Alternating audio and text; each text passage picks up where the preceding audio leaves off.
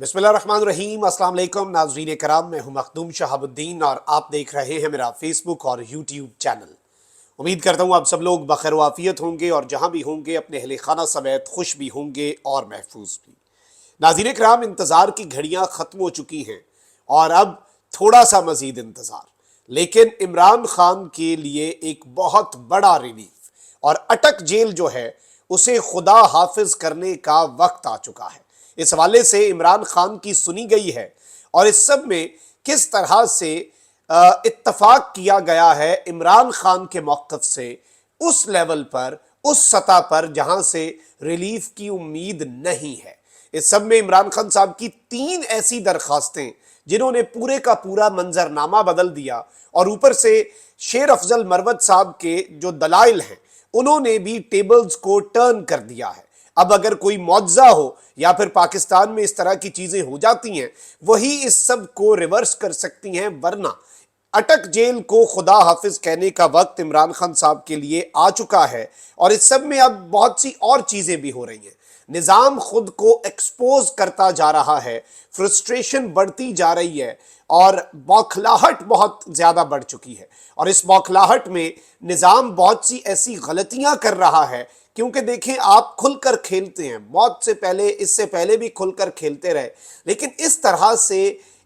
इतना खुलकर भी शायद ही कोई खेला हो कि निज़ाम पूरे का पूरा नंगा हो जाए। और अब वही हुआ है और अब आवाज़ें उठ रही हैं और निज़ाम पर सवालात उठना शुरू हो चुके हैं। ये सारी डिटेल्स आपके सामने रखते हैं और अगर अभी तक आपने वीडियो को लाइक नहीं किया तो आपसे ये दरख्वास्त होगी कि वीडियो को लाइक ज़रूर कर लें। और जिन लोगों ने चैनल को सब्सक्राइब नहीं किया, अगर वो बेहतर समझें, मुनासिब समझें, तो वो चैनल को सब्सक्राइब करके शुक्रिया का मौका दे सकते हैं। अब नाज़रीन इकराम, अगर डेवलपमेंट्स को देखा जाए तो एक जानिब तो तमाम तर निगाहें ऑलरेडी सदर मुमलिकत डॉक्टर आरिफ अलवी पर हैं और सदर आरिफ अलवी साहब जो हैं उनकी तरफ से इलेक्शन की डेट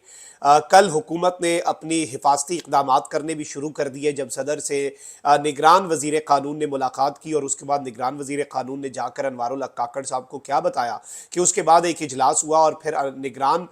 वज़ीर आज़म ने भी ये बात कह दी कि जी इलेक्शन की डेट देना इलेक्शन कमीशन का इख्तियार है, इसमें कोई इबहाम नहीं होना चाहिए। यानी इस सब के अंदर ये क्लियर मैसेज सदर को कम्युनिकेट किया गया कि आप डेट दे भी दें तो मामला उसी तरह का रहेगा जिस तरह इससे पहले पंजाब और खैबर पख्तूनख्वा के इंतखाबात के हवाले से था। पाकिस्तान तहरीक इंसाफ सदर मुमलिकत के हवाले से पहले एक करारदाद पास कर चुकी है। फिर कल उमर अयूब ने, जो कि जनरल सेक्रेटरी हैं, उन्होंने सदर मुमलिकत को ख़त भी लिखा और सदर को अब वो कटहरे में लाकर खड़ा कर रहे हैं कि आपका हक जो बनता है, आपका काम जो बनता है, आप वो करें। आपकी ये कॉन्स्टिट्यूशनल ऑब्लिगेशन है, ये सिर्फ आपका राइट नहीं है कि आप इलेक्शन की डेट दें, ये सिर्फ आपका हक या इस्तेहकाक नहीं है, ये आपकी आईनी ड्यूटी भी है और आपने आइन को प्रोटेक्ट करना है। जो आपको काम दिया गया है वो काम आपने करना है और ये अगर आपने ना किया तो आपको फिर उसी तरीके से याद रखा जाएगा। अब यहाँ पर सवाल ये भी उठ रहा है कि सदर मुमलिकत क्या इलेक्शन की डेट देंगे या नहीं। कल तक ये बात कंफर्म थी कि सदर मुमलिकत इलेक्शन की डेट दे रहे हैं। उसके बाद वज़ीर आज़म ऑफिस में बहुत कुछ हुआ, उसके बाद शायद वो हेजिटेंट हैं अभी तक, या वो आज भी दे सकते हैं, ये चीज़ें भी सामने आ रही हैं। लेकिन एक चीज़ वाज़ेह है कि सदर मुमलिकत के इलेक्शन की डेट देने के फैसले पर क्या अमल दरामद होगा, ये चीज़ एक आप अपने ज़हन नशीन कर लें कि अमल दरामद नहीं होना, लेकिन रिकॉर्ड की दुरुस्ती बहुत ज़रूरी है। क्या चीफ जस्टिस के फैसले पर अमल दरामद हुआ? नहीं, लेकिन किसी अदालती फैसले में यह बात नहीं लिखी गई कि 90 दिन से इंतखाबात आगे जा सकते हैं। अब इस सब में समझ नहीं आ रही कि ये पार्टियां खड़ी कहां पर हैं। आप देखें कि पीपल्स पार्टी तो इस वक्त इतनी कंफ्यूज्ड है कि उन्हें समझ नहीं आ रही। जरदारी साहब कहते हैं कि जी इलेक्शन आइन के मुताबिक हल्का बंदियों के बाद हो, हमें इलेक्शन कमीशन पर एतमाद है। बिलावल कहते हैं इलेक्शन 90 दिन में होने चाहिए। मैं जरदारी साहब की घर में दिए गए ऑर्डर्स का पाबंद हूं। पार्टी की मरकजी मजलिस आमला ने 90 दिन में इंतखाबात का फैसला किया है। जरदारी साहब के बयान की वजाहत वही करें, वो जाने, उनका बयान जाने। मेरा बयान वही है जो पार्टी का बयान है और पार्टी की सेंट्रल एग्जीक्यूटिव कमेटी का बयान है। यानी अंदर इनके अभी भी कंफ्यूजन है।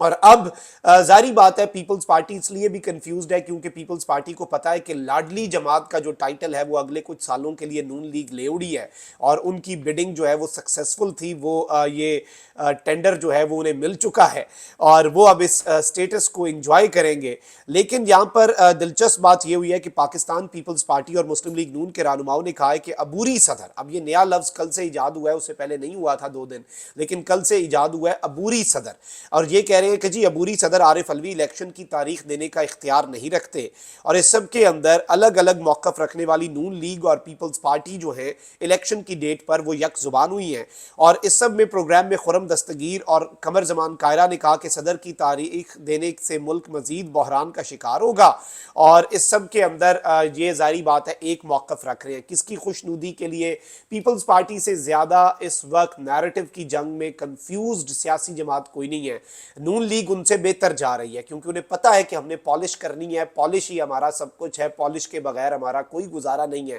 اور یہ برش اور پالش ہم نے کبھی اپنے ہاتھ سے جانے نہیں دینا۔ پیپلز پارٹی کو اس میں پتہ نہیں ہے، لیکن نون لیگ جو ہے آپ یہ دیکھیں کہ نگران حکومت بہت زیادہ دعوے کرتی ہے کہ وہ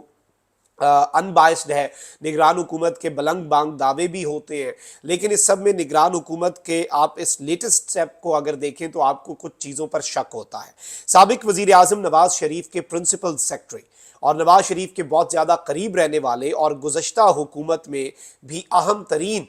فیصلہ سازی کرنے والے جو ہیں سابق بیوروکریٹ فواد حسن فواد کو وفاقی کابینہ میں شامل کر لیا گیا ہے، اور انہیں نگران کابینہ کے اندر وفاقی وزیر اس وقت مقرر کر دیا گیا ہے۔ صدر مملکت عارف الوی نے نگران وزیر اعظم انوار الحق کاکڑ کی ایڈوائس پر فواد حسن فواد کی تقرری کی منظوری دی، اور یہ ایک بہت بڑی ڈیولپمنٹ کے طور پر چیز سامنے آ رہی ہے۔ فواد حسن فواد نے کہا ہے کہ جی مجھے کسی محکمے کا چارج نہیں دیا گیا، میں کل وزیر اعظم صاحب سے ملاقات کروں گا، مجھے جو بھی ذمہ داری ملے گی ایمانداری اور محنت سے پوری کرنے کی کوشش کروں گا۔ اور اس سب کے اندر آپ دیکھ لیں کہ کیا معاملہ ہے اس ملک کے اندر، کس طرح کے معاملات ہیں، اور نواز شریف صاحب اور نون لیگ کے جو سوشل میڈیا ایکٹیوسٹ ہیں وہ کہہ رہے ہیں کہ اس وقت نواز شریف کی ٹیم وزیر اعظم ہاؤس پہنچ چکی ہے، نواز شریف کا برین وزیر اعظم ہاؤس پہنچ چکا ہے، اور اس میں حقیقت بھی ہے، اس میں کوئی دوسری رائے نہیں ہے، وہ بالکل ٹھیک کہہ رہے ہیں، اور یہ بہت سے سوالات کھڑے کرتے ہیں، اور اتنی کیا مجبوری، ایسی کیا مجبوری؟ اب یہ مجبوریاں کل کو پتہ چلیں گی تو پتہ چلے گا کہ ایسی کیا مجبوریاں تھیں کہ یہ سب کچھ کرنا پڑ رہا تھا، اور نظام اس طرح سے اتنا زیادہ لیٹ رہا تھا۔ اچھا، اس سب کے اندر میں آپ کو یہ بتا دوں کہ سائفر کیس جو ہے اس میں اسلام آباد ہائی کورٹ میں بالآخر سماعت ہوئی ہے، اور پاکستان تحریک انصاف کی 3 بہت زیادہ ڈیسائسو اور بہت زیادہ فیصلہ کن درخواستیں۔ ایک یہ کہ سائفر کیس کی سماعت جو ہے وہ اٹک جیل جو ہے اس کے اندر نہیں ہو سکتی۔ دوسرا، جو جج ابو الحسنات ذوالقرنین ہیں وہ انسداد دہشت گردی کی عدالت کے جج ہیں، انہیں سائفر کیس کا قلمدان دیا گیا ہے، اور انہیں جو آفیشل سیکرٹ ایکٹ کی عدالت ہے اس کا ایک اضافی چارج دیا گیا ہے 2024 کے دسمبر تک، اور اس کے اوپر بات ہوئی، اور اس سب میں یہ تعیناتی درست ہے یا نہیں، اور اس سب میں عمران خان کی اٹک جیل سے اڈیالہ جیل منتقلی، یہ 3 وہ چیزیں ہیں جن کے اوپر آج عدالت کے اندر بہت کچھ ہوا اور بہت سے معاملات چلے، اور اس سب میں آپ کو یہ بتا دوں کہ فیصلے محفوظ کیے گئے۔ اسلام آباد ہائی کورٹ کے چیف جسٹس عامر فاروق نے سائفر کیس کی اٹک جیل میں سماعت کے خلاف چیئرمین پی ٹی آئی کی درخواست پر سماعت کی، جس سلسلے میں عمران خان کے وکیل شیر افضل مروت اور حکومت کی طرف سے ایڈیشنل اٹارنی جنرل عدالت میں پیش ہوئے۔ ایڈیشنل اٹارنی جنرل نے کہا کہ 30 اگست کو سائفر کیس کی سماعت کے لیے عدالت اٹک جیل منتقل کی گئی، یہ نوٹیفیکیشن وزارت قانون نے کیا اور اسی کا ہی اختیار تھا۔ وزارت قانون نے NOC جاری کیا کہ وینیو تبدیلی پر کوئی اعتراض نہیں۔ ایڈیشنل اٹارنی جنرل کے موقف پر چیف جسٹس اسلام آباد ہائی کورٹ عامر فاروق نے کہا کہ جیل ٹرائل کوئی ایسی چیز نہیں جو نہ ہوتی ہو، جیل ٹرائل کا طریقہ کار کیا ہوگا اس متعلق بتائیں، جس پر پروسیکیوٹر نے عدالت سے کہا کہ سائفر کیس کا بھی ٹرائل نہیں ہو رہا۔ وزارت قانون نے قانون کے مطابق عدالت منتقلی کا نوٹیفیکیشن جاری کیا، لیکن اس سب کے اوپر چیئرمین پی ٹی آئی کے وکیل شیر افضل مروت نے کہا کہ وزارت قانون کا نوٹیفیکیشن بدنیتی کی بنیاد پر جاری کیا گیا، درخواست غیر مؤثر نہیں ہوئی، عدالت نے طے کرنا ہے کہ نوٹیفیکیشن درست تھا یا نہیں۔ کسی کے پاس جواب ہے کہ سزا معطل ہونے کے بعد چیئرمین پی ٹی آئی قید کیوں ہے؟ ٹرائل کورٹ کے جج NOC پر اٹک جیل کیوں چلے گئے؟ فاضل جج نے اپنا دماغ استعمال ہی نہیں کیا اور چلے گئے۔ کل لانڈی جیل کا NOC آ جائے گا تو جج صاحب لانڈی جیل چلے جائیں گے، بڑا ویلڈ سوال ہے۔ اور ایک اور چیز یہ ہے کہ قانون کے مطابق اسلام آباد ایک صوبے کا سٹیٹس رکھتا ہے، اور کسی صوبے کا کیس کسی دوسرے صوبے میں یعنی کہ پنجاب میں منتقل نہیں کیا جا سکتا، وہاں پر اس کی سماعت نہیں ہو سکتی۔ چیف جسٹس اسلام آباد ہائی کورٹ نے سائفر کیس کی سماعت اٹک جیل میں کرنے کے وزارت قانون کے نوٹیفیکیشن کے خلاف فریقین کے دلائل سننے کے بعد فیصلہ محفوظ کیا، اور جسٹس صاحب ویسے فیصلے محفوظ ہی کرتے ہیں، اور یہ محفوظ ہی رہے فیصلہ کیونکہ جج صاحب نے اتفاق کیا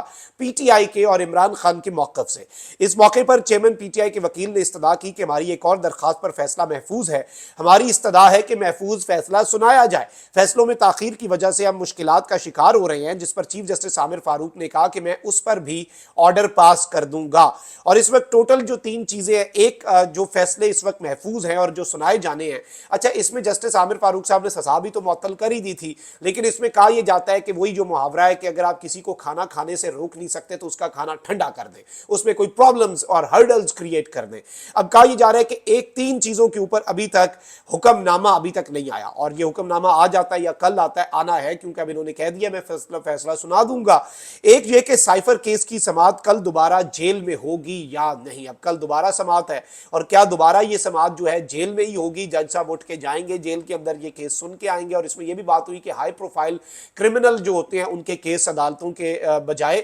جیلوں میں سنے جاتے ہیں، تو سوال ہوا کہ کیا سابق وزیر اعظم جو ہیں وہ ایک ہائی پروفائل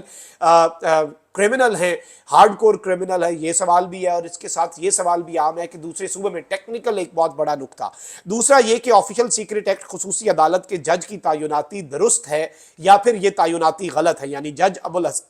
ذوالقرنین صاحب جو ہیں، جو عمران خان صاحب کی ضمانت کی درخواست سننے کے بجائے چھٹی پر چلے گئے، کیا ان کی تعیناتی درست ہے یا نہیں، اور عمران خان کی اٹک جیل سے اڈیالہ جیل منتقلی ہوگی یا نہیں، یہ چیز بھی ناظرین کرام عدالت کے اندر گئی ہے، اور عدالت کے اندر